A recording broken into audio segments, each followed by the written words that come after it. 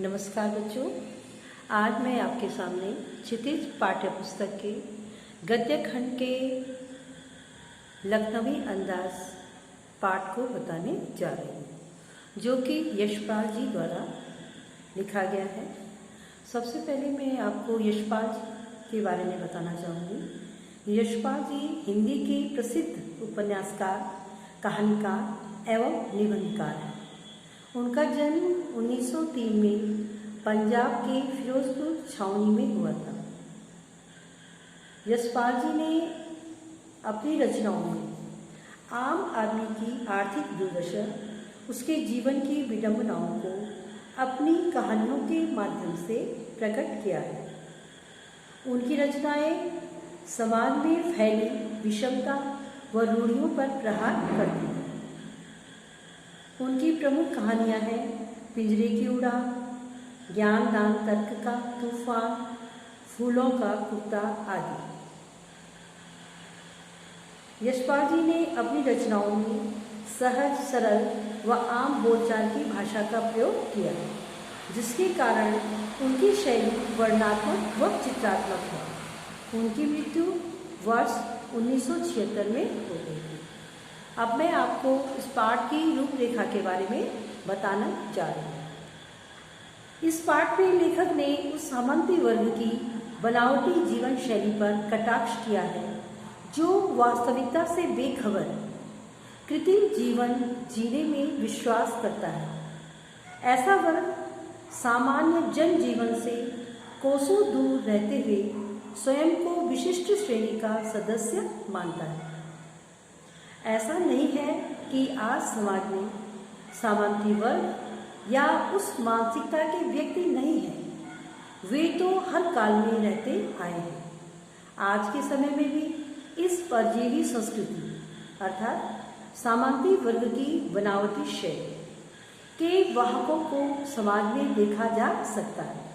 प्रस्तुत व्यंग्य इस बात को प्रमाणित करने के लिए लिखा गया है कि बिना किसी विचार के कहानी नहीं लिखी जा सकती, लेकिन इसे अवश्य ही एक स्वतंत्र एवं मौलिक रचना के रूप में पढ़ा जा सकता है। अब प्रस्तुत है पाठ लखनवी अंदाज। यशपाल जी कहते हैं कि मुफस्सिल की पैसेंजर ट्रेन चल पड़ने की उतावली में फुंकार रही थी। आराम से सेकेंड क्लास में जाने के लिए दाम अधिक लगते हैं। दूर तो जाना नहीं था। भीड़ से बचकर एकांत में नई कहानी के संबंध में सोच सकने और खिड़की से प्राकृतिक दृश्य देख सकने के लिए सेकेंड क्लास का टिकट ले लिया। लेखक ने ट्रेन चल पड़ी थी और लेखक ने कि आराम से सेकेंड क्लास में जाएंगे, दाम तो अधिक है, लेकिन दूर जाना नहीं था लेखक को, और इससे भीड़ से बचने के लिए और एकांत पाने के लिए। एकांत किस लिए? अपनी नई कहानी के संबंध में सोचने के लिए और खिड़की से प्राकृतिक दृश्यों को देखने के लिए ही लेखक ने सेकेंड क्लास का टिकट ले लिया। और गाड़ी छूट ही रही थी। सेकेंड क्लास के एक छोटे डिब्बे को खाली समझकर जरा दौड़कर उसमें चढ़ गए। गाड़ी छूटने वाली थी और सेकेंड क्लास का जो छोटा सा डिब्बा था, लेखक ने समझा कि वह खाली होगा और लेखक उसमें चढ़ गए।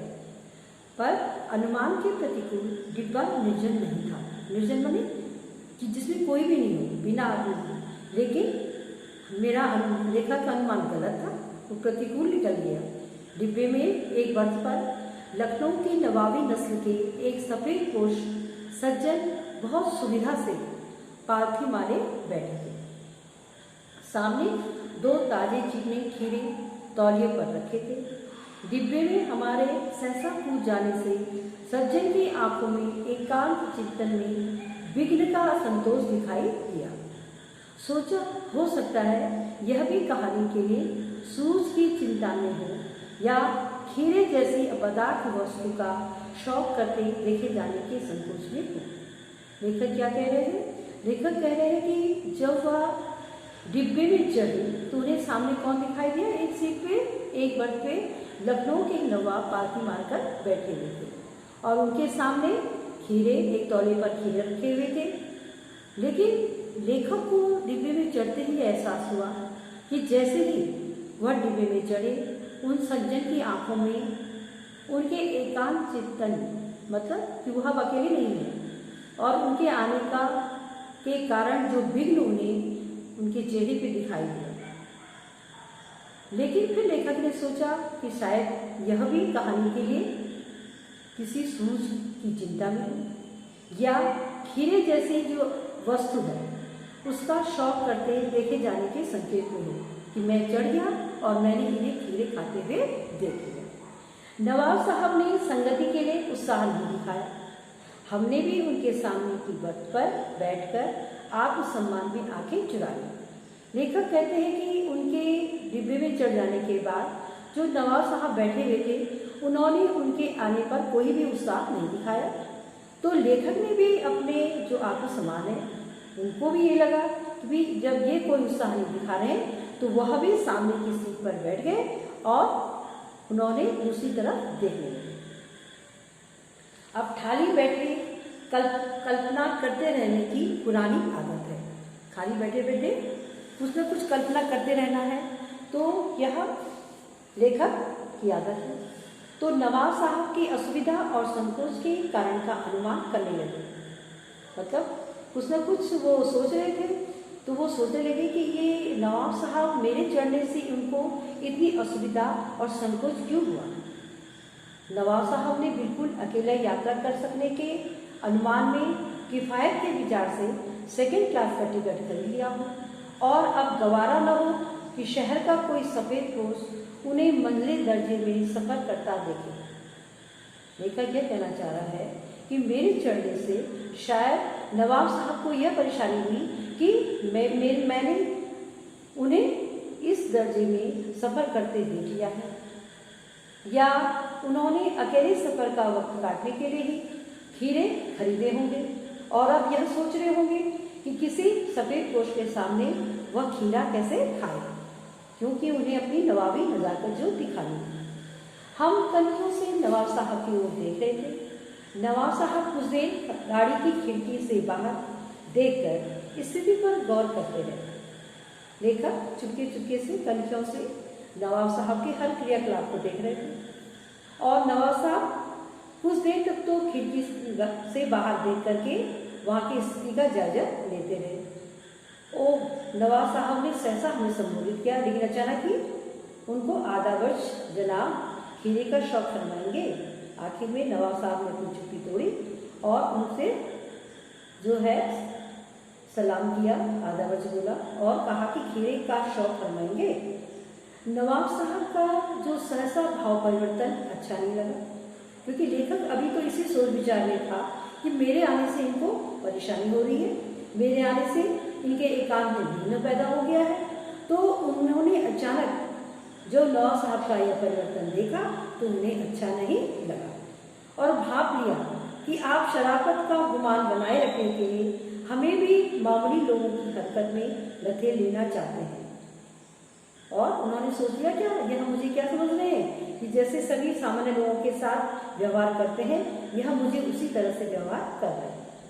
तो मैंने लेखक ने जवाब दिया, शुक्रिया किबला शौक फरमाया कि आप खाइए, जो है शुक्रिया, मना कर दिया। नवाब साहब ने फिर एक पल खिड़की से बाहर देखकर गौर किया और दृढ़ निश्चय से खीरों के नीचे रखा तौलिया झाड़कर सामने बिछा दिया। सीट के नीचे से लोटा उठाकर दोनों खीरों को खिड़की से बाहर दिया और तौलिए से पोंछ लिया।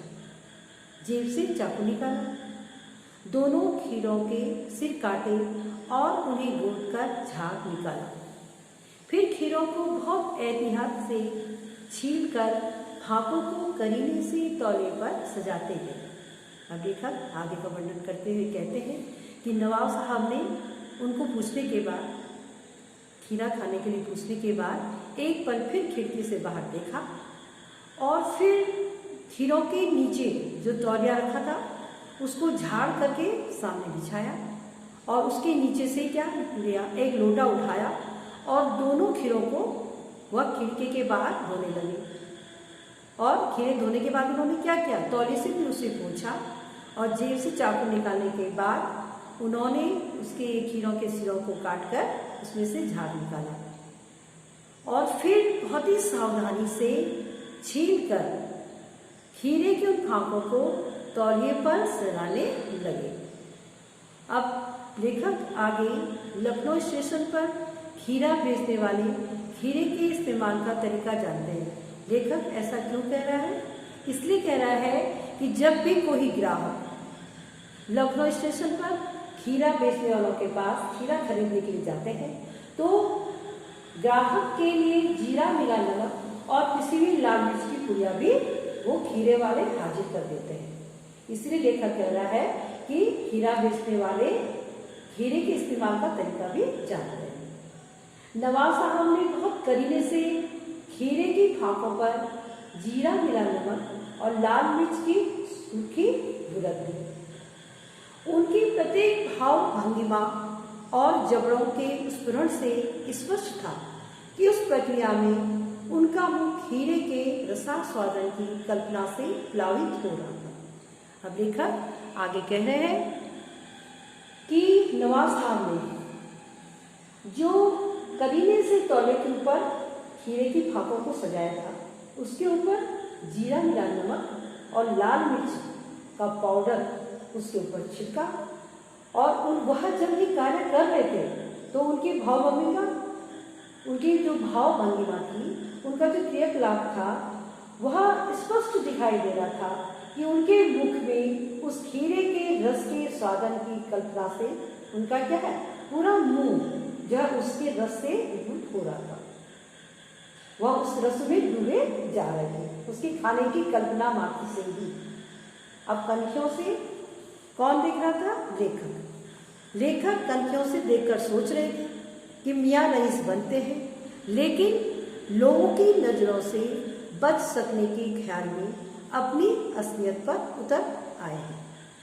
लेखक क्या कह रहे हैं उन्हें कि उनके मुंह में खीरों, जो नमक मिर्च वाले खीरे थे, उनको देखकर उनके मुंह में पानी जो आ रहा था, तो लेखक कनखियों से नवाब साहब को देखे जा रहे थे और सोचने लगे कि मियाँ बन तो रईस हैं, लेकिन लोगों की नजरों से बच सकने के ख्याल में उनकी अपनी असलियत पर उतर आए हैं। वही भला नमक मिर्च लगे खीरों को देखकर किसके मुंह में पानी नहीं आएगा। नवाब साहब ने फिर एक बार हमारी ओर देख लिया। वल्लाह शौकी से लखनऊ का गाना खीरा है। उन्होंने फिर लेखक के आगे खीरे खाने का आग्रह किया। अब लेखक कहते हैं कि नमक मिर्च छिड़क दिए जाने से ताजे खीरे की पनियाती फाके देखकर पानी मुंह में जरूर आ रहा था, लेकिन इनकार कर चुके थे। जब पहली बार नवाब साहब ने खीरा खाने के लिए पूछा था तो लेखक ने मना कर दिया था, लेकिन फिर जब नवाब साहब ने उसे करीने से सजाकर उसके ऊपर नमक मिर्च डाला और जो ताजे खीरे की उसमें से जो पानी निकल रहा था उसकी फाके देखकर लेखक के मुंह में भी पानी आ रहा था, लेकिन पहले से इनकार कर चुकने के कारण अब वह हाँ तो कह नहीं सकते थे।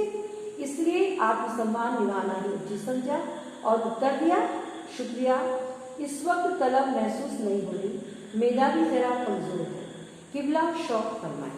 लेखक ने क्या उत्तर दिया उन्हें कि अभी उनकी इच्छा उसको खाने की नहीं हो रही। वो क्या कहे कि अभी उनकी उसको खाने की इच्छा नहीं हो रही है और जरा उनका पाचन तंत्र भी कमजोर है, आप खाइए। नवाब साहब ने सतृष्ट आंखों से नमक मिर्च के संयोग से चमकती खीरे की फाकों की ओर देखा। खिड़की की बाहर देखकर दीर्घ विश्वास किया। खीरे की एक फाक उठाकर ओठों तक ले गई, फाक को सूंघा और स्वाद के आनंद में खुल के मूंद गई। उनकी मुंह में भराए पानी का फूंक गले से उतर गया। तब नवाब साहब ने फाक को खिड़की से बाहर छोड़ दिया। नवाब साहब खीरे की फाकों को नाक के पास ले जाकर वासना से रसास्वादन कर खिड़की के बाहर फेंकते गए। अब आगे लेखक ने जो नज़ारा देखा, जो नवाब साहब की क्रियाकलाप को वर्णन कर रहे हैं कि नवाब साहब ने बड़ी प्यासी निगाहों से नमक मिर्च के जो लगी हुई जो चमकती खीरे की फाके थी उनकी ओर देखा, खिड़की से बाहर देखा और एक दीर्घ श्वास लिया और खीरे की एक फाक को उठाकर वो अपने होठों तक ले गए। फाक को उन्होंने सूंघा और स्वाद के आनंद में पलके मुड़ गई। फाक को केवल उन्होंने सूंघा और उसके खाने मात्र की कामना से क्या है, उनकी आंखें मुड़ गई। मतलब वो उस खीरे के रसास्वाद की कल्पना करने लगे और मुंह में भराए पानी का घूंट गले से उतर गया। और जो मुंह में पानी भरा आया था उसकी कल्पना मात्र से ही, उसके खाने की कल्पना से ही वह जब घूंट उन्होंने गले से नीचे उतार दिया, तब नवाब साहब ने फाक को खिड़की के बाहर छोड़ दिया, अर्थात खिड़की के बाहर उसको फेंक दिया। तो नवाब साहब खीरे की फाकों को नाक के पास ले जाकर वासना से रसास्वादन कर खिड़की के बाहर फेंकते गए। नवाब साहब ने क्या किया कि प्रत्येक खीरे की फाक को ऐसे ही सूंघ करके और एक एक करके उन फाकों को सूंघ करके उसको उसके रस का स्वादन वैसे लेकर के, उसका वैसे ही रस का स्वाद लेकर के कल्पना मात्र से ही उसको सूंघ करके उसका रस लेकर के और खिड़की के बाहर फेंकते गए। नवाब साहब ने खीरे की सब फाकों को खिड़की के बाहर फेंककर तौलिए से हाथ और होठ पोंछ लिए और गर्व से गुलाबी आंखों से हमारी ओर देख लिया, मानो कह रहे हो यह है खानदानी रईसों का तरीका। लेखक क्या कह रहे हैं कि नवाब साहब ने खीरे की सब फाकों को खिड़की के बाहर फेंककर तौलिए से हाथ और होठ पोंछे, मानो कि उन्होंने सचमुच में खीरे खाए हैं और बड़े घमंड से, गुमान से लेखक की ओर देखा और मानो कह रहे हैं कि यह है खानदानी रईसों का तरीका, क्योंकि उन्होंने केवल सूंघने मात्र से ही जो है उसकी खीरे की फाकों को सूंघने मात्र के बाद ही खिड़की के बाहर फेंकना शुरू कर दिया था। बच्चों, आज मैं अपना पाठ यहीं पे समाप्त करती हूँ। अब आगे का पाठ मैं कल अपने वीडियो के पार्ट 2 में बताऊँगी। धन्यवाद।